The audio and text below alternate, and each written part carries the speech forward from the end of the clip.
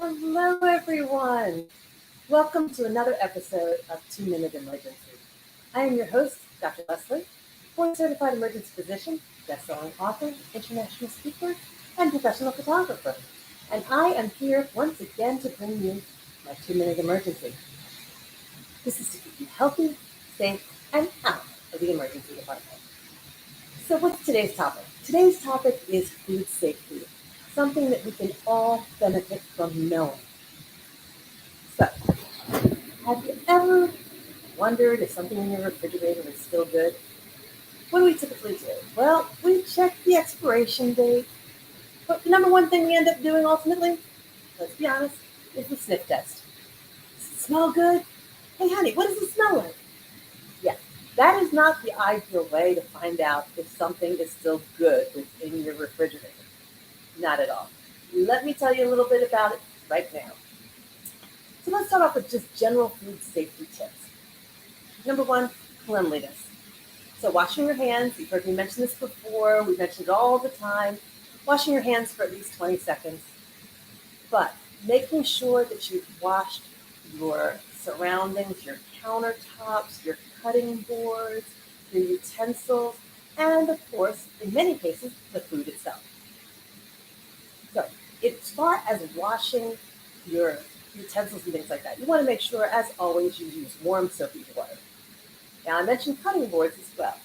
So if you're cutting something like meat, poultry, fish, you know there's a high risk of possible bacteria. So it's best, if you have one, to use a glass cutting board. That way you're not going to get those ridges from the knives that are going to potentially be a source of infection later on, or contamination.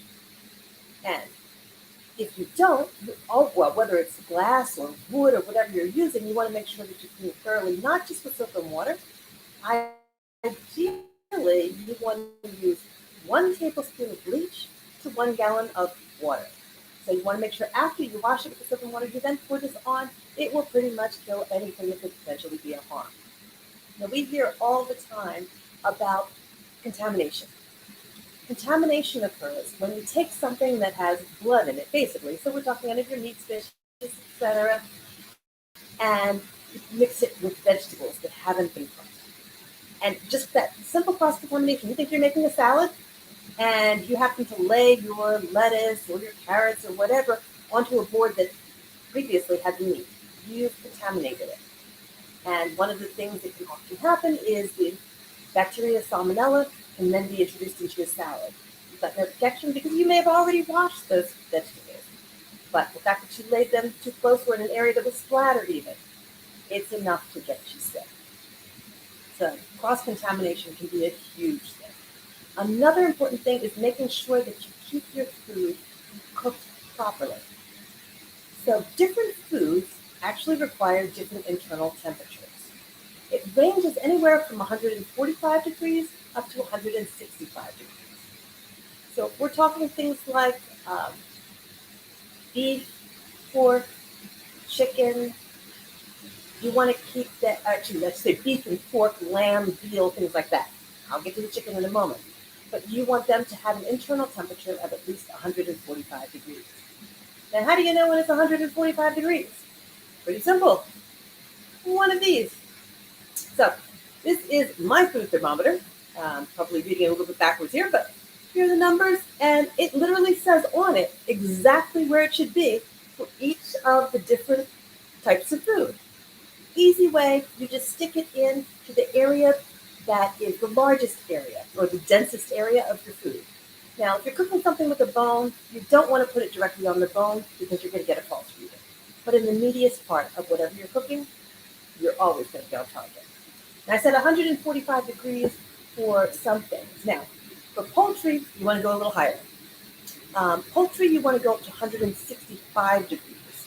And ground meat is in between. Ground meat is 160 degrees. And then if you're eating leftovers are very important, and leftovers and casseroles, I'll add those in the list as well. You want to keep them to 165 degrees. And this is just to kill many of the bacteria that could cause contamination. So really, really important. Now, what about keeping things out?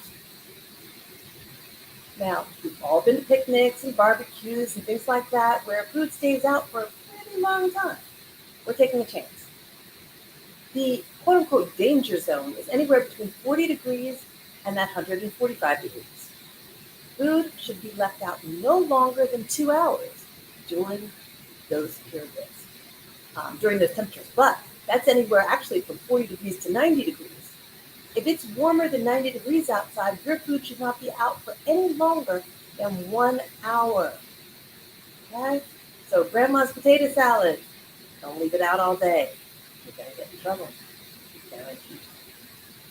Other things we want to do is you want to make sure that you are checking those expiration dates.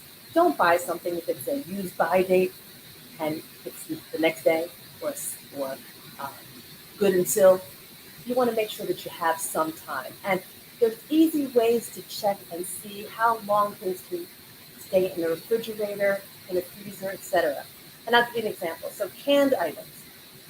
Canned items, if they have a high acid content, they can actually remain good shelf life from anywhere from 12 to 18 months.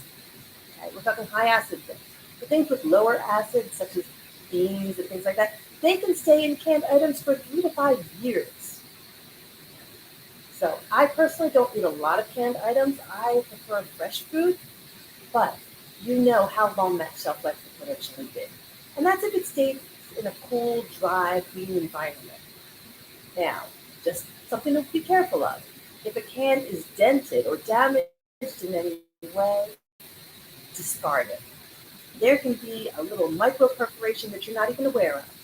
Bacteria is going to seep in there, and you're going to get sick because of that. So it's easy not to take any chances. So why do it? This is Dr. Leslie Shaw, and I am your board-certified emergency physician, best-selling author, and international speaker. And I hope you found these tips useful because I want to keep you healthy now and in the future. And I want to keep you safe and out of the emergency department. So until next time, I will see you again with some more 2-minute emergencies. But in the meantime, I also have a YouTube channel. You can find me under Dr. Leslie Stark, and that's there all the time. So if you've missed any of these episodes, you've got a place to look. There are well over 70 episodes at this point. So plenty of information is out there, and I provide this to you for free. So you can join that. Also, right here on Facebook, Instagram, wherever you're seeing me right now, just hit that like button. I would appreciate it if you follow me. Take care for now. Bye-bye.